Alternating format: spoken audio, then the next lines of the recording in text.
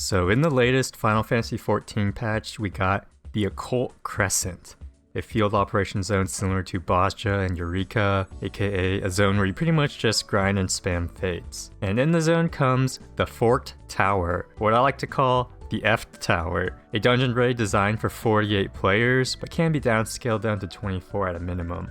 And the system behind getting into this new dungeon is quite possibly the biggest piece of flaming donkey doo-doo that I think I've ever experienced in gaming. Look, I'm not trying to be the kind of video maker whose whole thing is just crashing out on minor stuff all the time. I like to convince myself I can at least see things objectively, so I'll start by saying some positive things about this new content.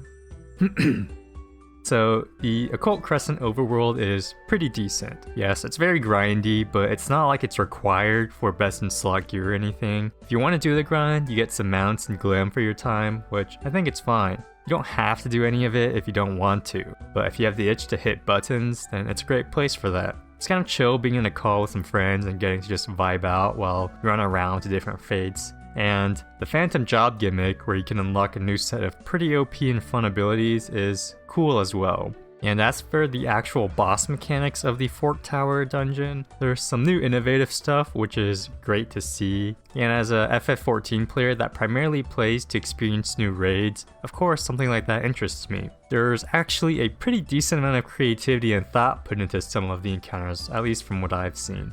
Which is why it absolutely baffles me the system for accessing this content is so unbelievably terrible.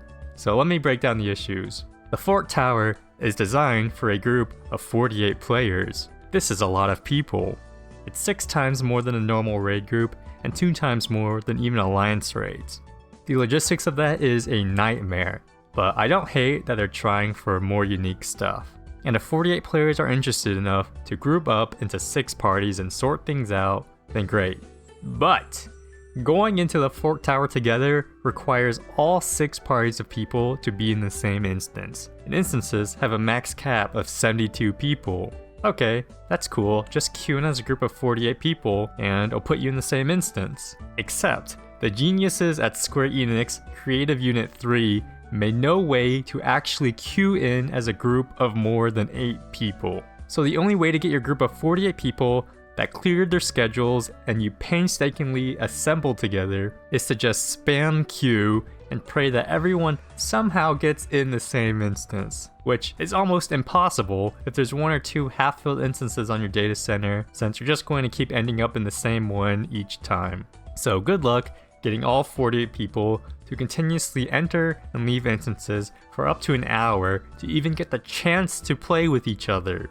And that's not even the worst part. Even if by some miracle God himself smiles upon your group's instancing, there's no actual way to guarantee that people in your group will make it into the dungeon. The 48 slots can go to anyone in the 72 player instance that feels like going. So if a rando decides to show up and take a spot either because they're malicious and actively griefing you, or they're clueless and don't know what's going on, there's like a 98% chance that someone in your pre-made 48 group is going to be left out of that run and replaced by someone that doesn't know your group strats and what's going on. If you see a random show up, you can ask them to politely step out, but from what I've seen, that has worked out an impressive 0 times. Great community, by the way. Maybe you're watching this video and you're a bad person who's incapable of feeling empathy and you think, well, that sounds like a fair system for people that want to clear content that don't have the connections to form or join groups. Well, the thing is, this dungeon isn't easy content. You're not realistically clearing this content with randoms. As of making this video, this dungeon still has not been cleared, even by the hardcore 48-person NA group that's made of almost entirely world-class raiders.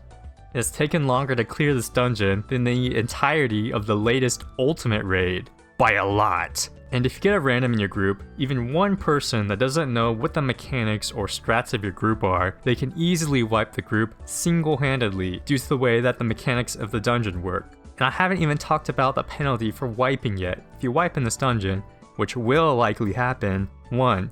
You lose your entry fee that costs currency that you have to grind for. Okay, that's somewhat reasonable. 2. You lose EXP and get de-leveled, which means you have to go and grind more to get back to your max level to even get another attempt. That's annoying, but also manageable. But 3. You have to wait 40 minutes before it allows you to do another attempt. What? It takes maybe 10 minutes to remax your level, so if you wipe an attempt, maybe to a random person that didn't know what was going on, for the remaining 30 minutes, you gotta sit there and reevaluate what you're doing with your life. Maybe browse Steam for better games to play. And no, you can't nap or even do something productive in this time, because of course you get AFK kicked from the instance if you're not constantly moving in game. And with no way to rejoin an instance that your party is in, GG, you're donezo.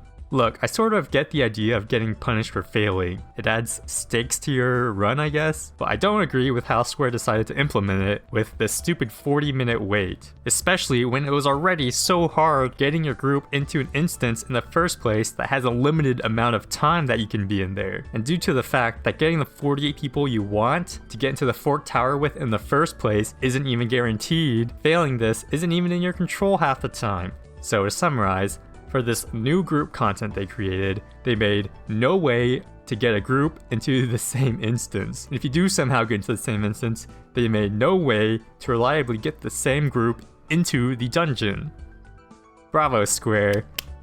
You really outdid yourself for this one. But I like to pretend I'm reasonable, and I like trying to see things from both sides. So after spending a long time brainstorming in the shower over what could possibly be going through the developers' minds for these atrocious design choices, I could only come up with 3 possibilities of what they were thinking when they made this. 1.